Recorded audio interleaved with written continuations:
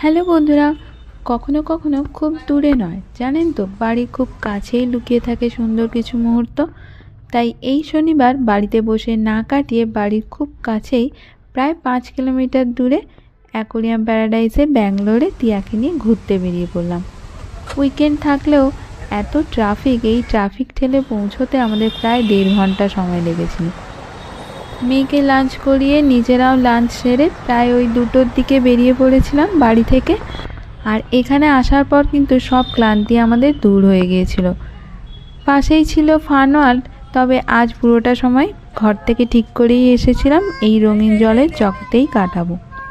ভেতরে যাওয়ার পর মনে হচ্ছিল যেন অন্য রকম জগতে চলে এসেছি।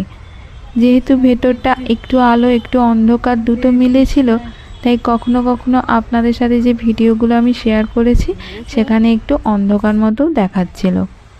বাইরে অনেক রকমের রঙিন মাছ ছিল, কিন্তু তার মধ্যে এই একটা বড় শার্ক ছিল। তো সেটা দেখে টিয়া আমাকে বলছে, মাম্মা বেবি শার্ক বেবি শার্ক। তো ও যেহেতু কার্টুনে শার্ক দেখেছে, তো ওই মাছটা দেখেও চিনতে পেরেছে। আর এইটা ছিল এন্ট্রি। তো এইখানে গেটটাও খুব সুন্দর লাগছিল। তারপরে এখানে আমি আর টিয়া এখানে দাঁড়িয়েছিলাম, আর ওর বাবা পাশে টিকিট কাটতে গেছিলো।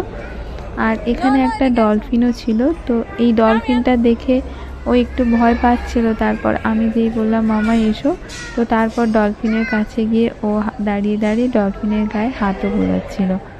এই ছোট্ট শেয়ার করেছি আপনাদের সাথে মুহূর্তটা। দাও দাও ডলফিনের গায়ে হাত দাও। এই তো ডলফিন, এই তো ডলফিন মামা, এই তো ডলফিন। দাও দাও দাও।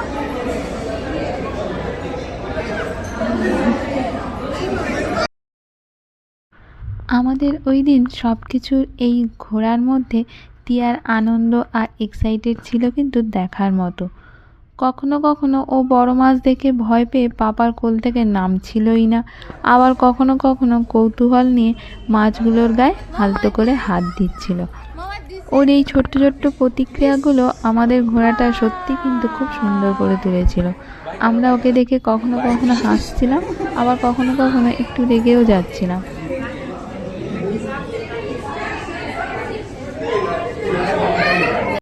সেই দিন আনন্দে কাটানো ওই মুহূর্তগুলো শুধু মনে না রেখে আমি আমার ক্যামেরাতেও যত্ন করে বন্দি করে রাখলাম।